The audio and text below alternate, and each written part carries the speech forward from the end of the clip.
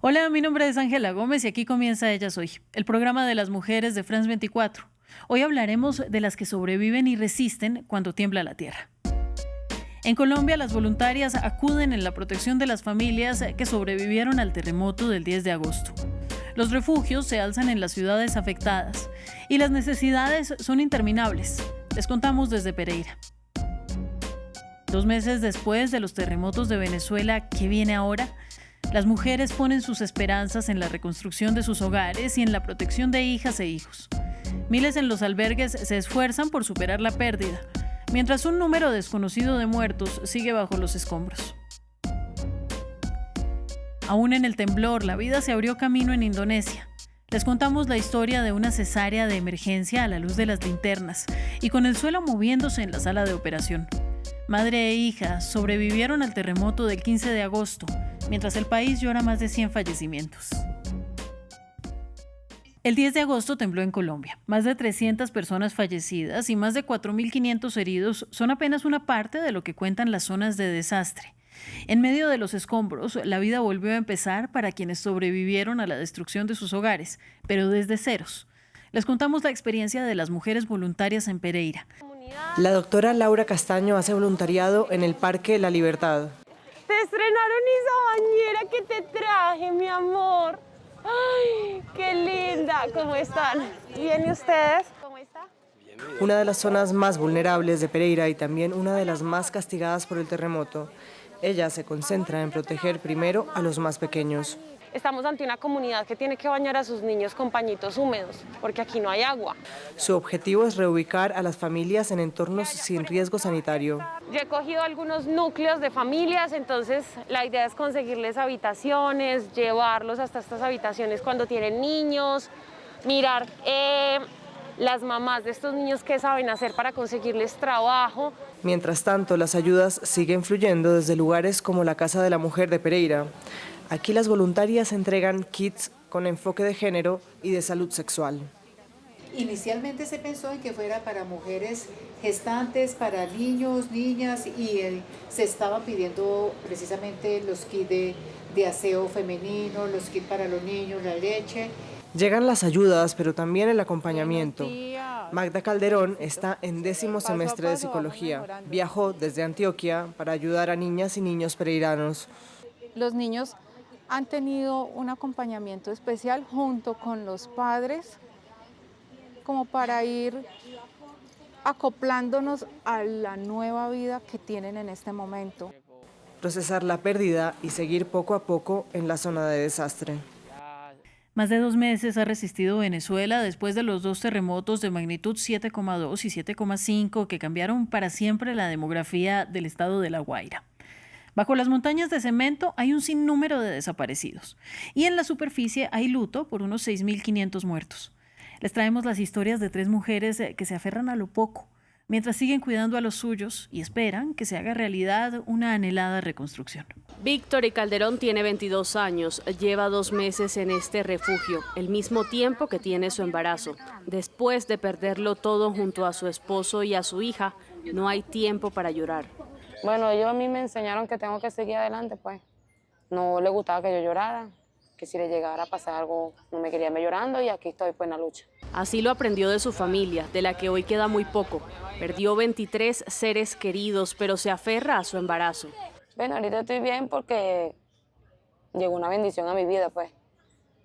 Y la estoy creando en mi vientre y me siento feliz. Arlenis Bastardo está en el campamento César Nieves. Su vivienda aún está en la fase de evaluación. Pasan los meses y para ella es urgente saber si podrá volver a su casa. La necesidad que tengo y todos mis vecinos es que hagan una inspección del suelo en toda la comunidad, en toda la zona. Esa es de verdad lo que nos preocupa a nosotros. No se trata solo de lo material.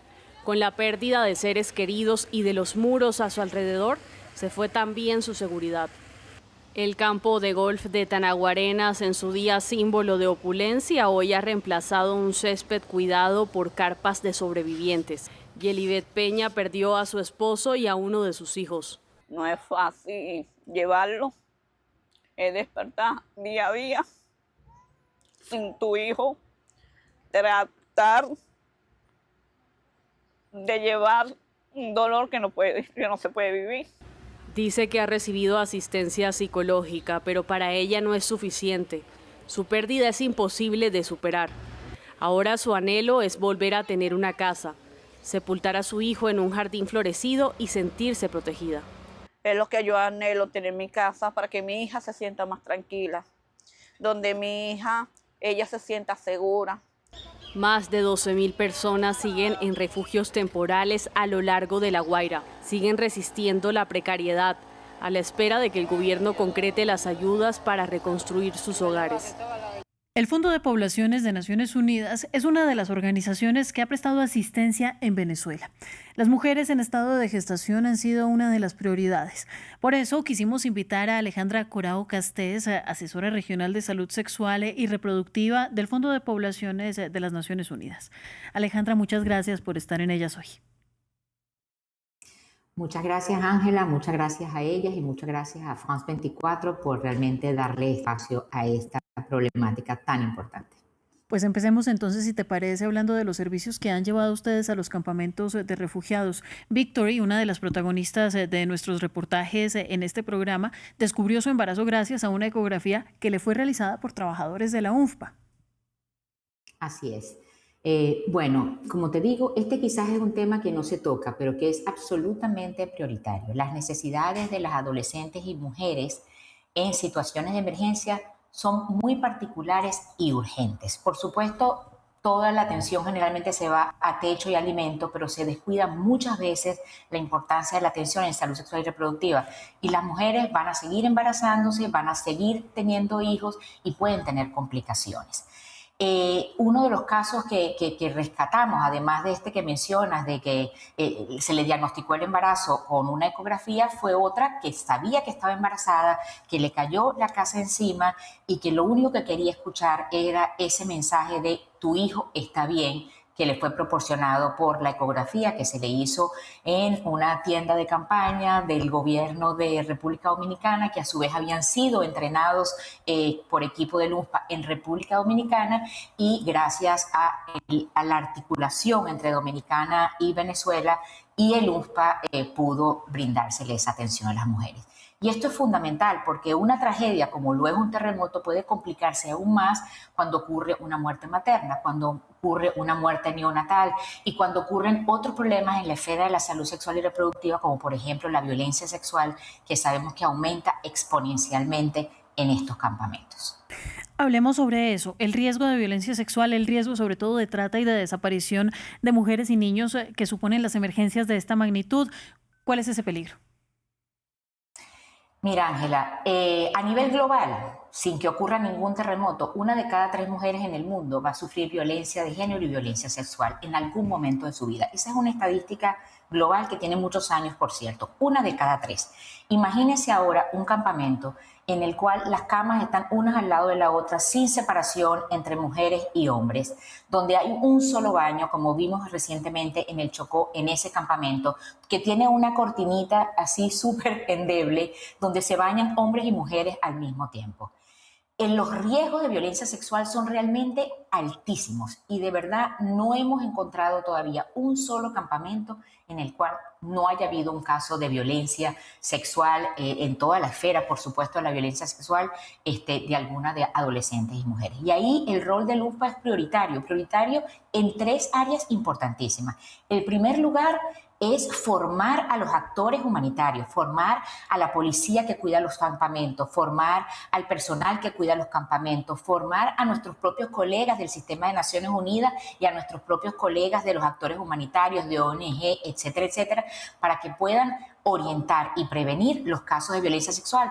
Muchas veces la construcción del campamento, que el baño que va a ser utilizado tenga una luz, eso previene muchísimos casos de violencia. Que los baños estén separados previene violencia. Que los espacios donde duermen mujeres y hombres estén separados previene violencia. Entonces, el fortalecer la capacidad de los actores humanitarios es fundamental. El segundo aspecto sumamente importante es la propia capacitación de las personas que están en las comunidades. Lo vimos hace poco poco, me tocó visitar específicamente varios campamentos en Venezuela y lo sabemos que también está ocurriendo en el Chocó. Las mismas mujeres se organizan, duermen en círculo alrededor de sus hijas y de sus hijos, de los hijos e hijas de la comunidad, duermen en círculo generando un aro protector para ellas y para los propios niños en la noche, con turnos para turnarse, porque saben que el riesgo de realmente extracción de una de esas niñas, sobre todo, es altísimo.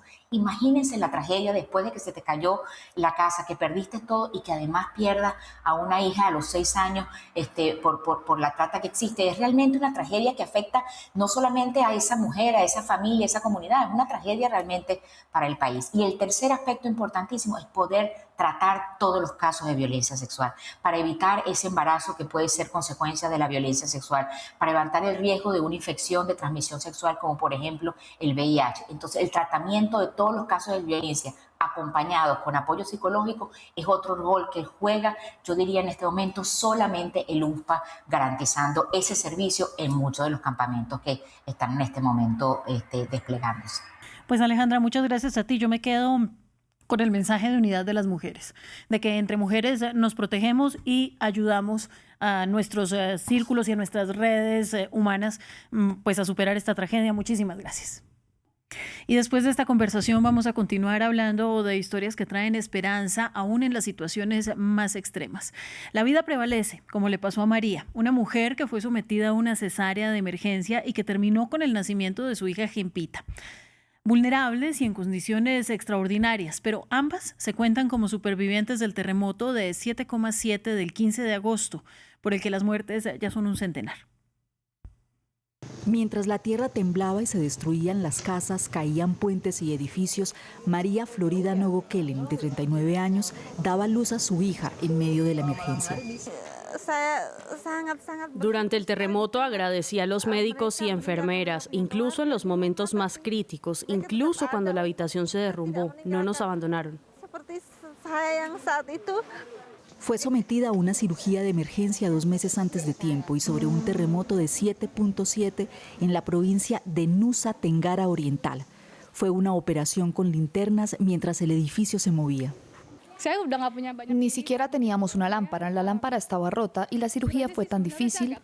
La bebé era tan pequeña que lo único que podía pensar era, Dios, por favor, ayúdanos, no tenemos un respirador. La bebé era tan pequeña. Contra todo pronóstico, Gentica llegó el 15 de agosto. La cuarta hija de su familia pesó solo 1.3 kilogramos y durante la réplica se mantuvo estable en una incubadora sobre el pasto, en una tienda de campaña al aire libre. María superó una hemorragia tras el parto. 2 vidas que se salvaron y que traen esperanza cuando el país llora al menos 70 muertos por el peor desastre en el territorio desde 2022. Gracias por ver un programa enfocado en proteger las vidas después de la tragedia. Hasta aquí Ella Soy y nos veremos próximamente en France 24.